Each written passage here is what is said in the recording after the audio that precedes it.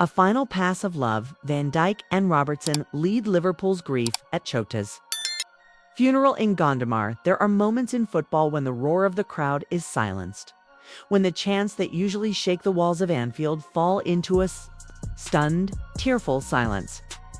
When the red shirts become not a symbol of glory and triumph, but of grief, remembrance, and love. This was one of those moments. On a solemn Saturday morning in Gondomar, Portugal, the very town where Diogo Jota once kicked a ball in dusty streets, dreaming of stadiums far away, two towering figures of Liverpool's present arrived in quiet heartbreak. Virgil van Dijk and Andy Robertson, both pillars of steel on the pitch, found themselves broken men off it, walking side by side into the churchyard with floral tributes in hand. A jersey-shaped arrangement bearing the numbers 20 and 30, symbolic of a pair of brothers taken too soon, Diogo Jota, just 28, and his brother Andre Silva, only 25, had their lives cut short in a devastating car crash in Zamora, Spain. The tragedy sent shockwaves not only through Portuguese football but around the globe. But on this day, amid the cloudy skies and echoing sobs, it was about more than football. It was about family, about brotherhood, about saying goodbye. The tributes laid by Van Dijk and Robertson weren't just gestures. They were symbols of connection, the team that had become a family. The teammates who had fought beside Jota in finals, endured injuries, shared jokes on buses and songs in dressing rooms. And now in Portugal, they came not with boots but with flowers. Not to mark victory, but to mourn loss. They weren't alone. The streets of Gondomar were lined with mourners. Children holding Jota posters, men in tears, women with rosaries clutched tightly, all coming to say goodbye to their son, their idol. And within the church itself stood a sea of faces, teammates past and present. Portugal internationals like João Cancelo and Ruben Neves, who had flown across the Atlantic after playing in the Club World Cup just hours earlier. Neves, visibly shaken, would serve as one of Jota's pallbearers, a final honor for a fallen friend. Liverpool manager Arne Slot stood alongside his players, man still fresh in his tenure, but already deeply moved by the character and impact of the forward. He barely had a season to manage. Bernardo Silva, Bruno Fernandes, Thiago Alcantara, Ruben Dias, they came not as rivals or club enemies, but as brothers of the same nation. Bound by grief and love for two young men whose lives ended too abruptly. Absent in body, but present in heart was Alisson Becker, the Brazilian goalkeeper, forever bonded with Jota, both in football and faith, shared a poignant message from afar. "Nothing makes sense," he wrote. "Once again, an ocean separates me from saying goodbye to someone I love." He referenced his own father's funeral in 2021, a sorrow he had known all too intimately. "To you, my friend Ruth, you'll never walk alone. We will be with you soon." Ruth Cardoso, Jota's widow, walked behind the coffin with silent strength, flanked by family members and Liverpool staff. The grief etched on her face was unspeakable. So too was the pain of Jota's parents, who once sacrificed everything to help their son reach the highest level, and now stood watching as he was laid to rest beside the brother he loved. The funeral mass, held in the church of Snowcosm, was filled with tears, hymns, and memories. Stories of Jota's humble beginnings, tales of Andre's quiet determination. The eulogy given by Roberto Martinez, Portugal's national team manager, was full of raw emotion. "They were dreamers," he said, "who touched us all, not with goals alone, but with the kindness and laughter they brought into our lives."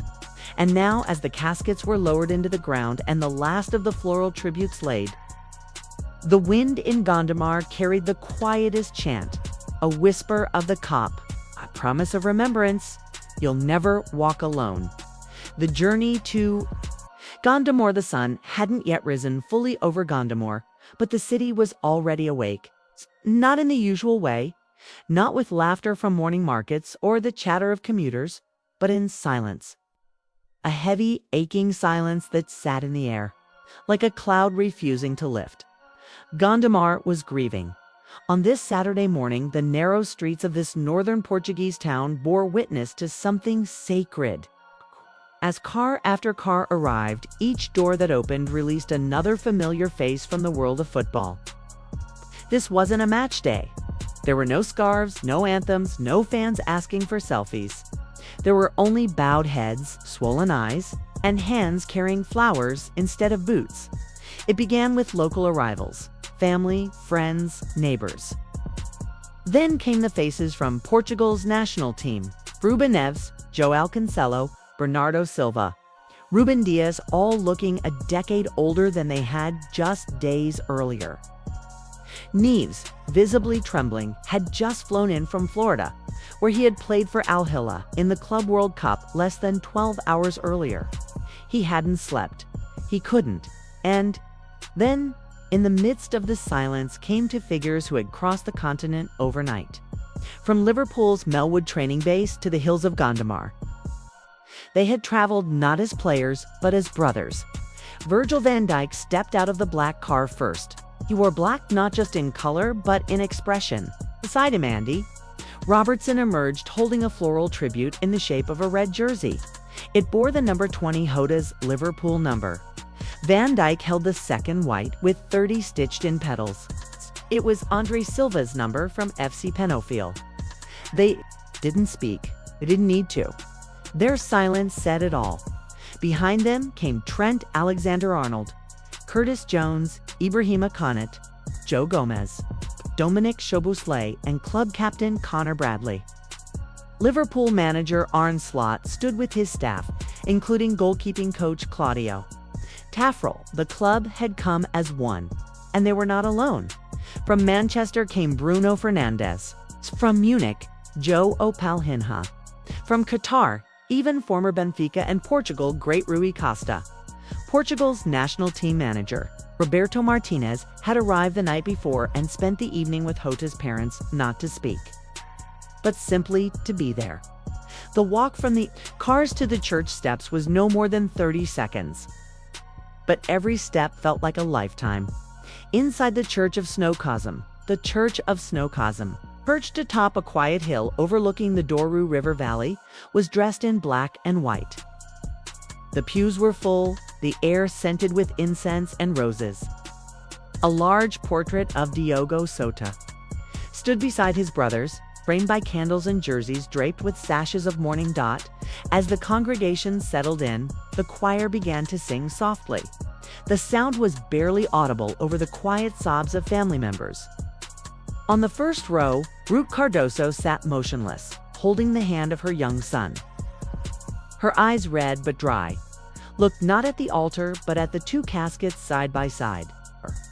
World, once defined by love and life, now sat before her in two silent wooden boxes. Behind her, JOTA's parents leaned into one another, their grief too deep for words. In front of them, an ocean of jerseys. Liverpool red, Portugal white, Penofil maroon, each worn by teammates, rivals, friends, and fans. Virgil van Dijk sat with his arm around Robertson. The Scotsman had been close to Jota. They had bonded through their families, their banter, and their love of the game. But today, there was no laughter between them. Just tears. Father Miguel Esteves stepped forward. He had baptized Jota here. As a baby, now he stood before the same altar to bury him.